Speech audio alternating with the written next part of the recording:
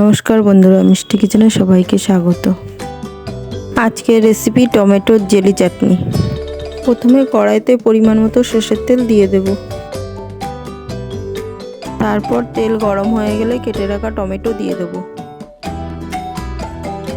তারপর সামান্য লবণ দিয়ে নেড়ে চেড়ে ঢাকা দিয়ে দেব।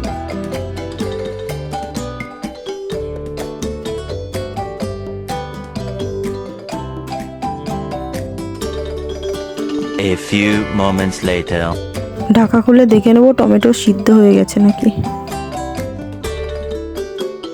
তারপর নেড়ে চেড়ে কাজু কিশমিশ দিয়ে দেবো।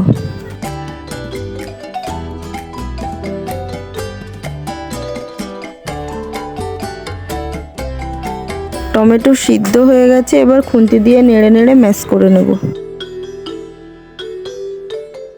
টমেটোগুলি সুন্দর করে ম্যাশ করা হয়ে গেছে, এবার হাফ বাটি চিনি দিয়ে দেব।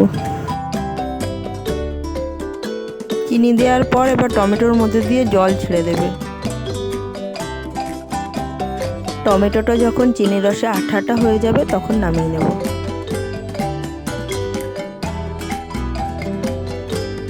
এভাবে রেডি হয়ে গেল টমেটোর জেলি চাটনি।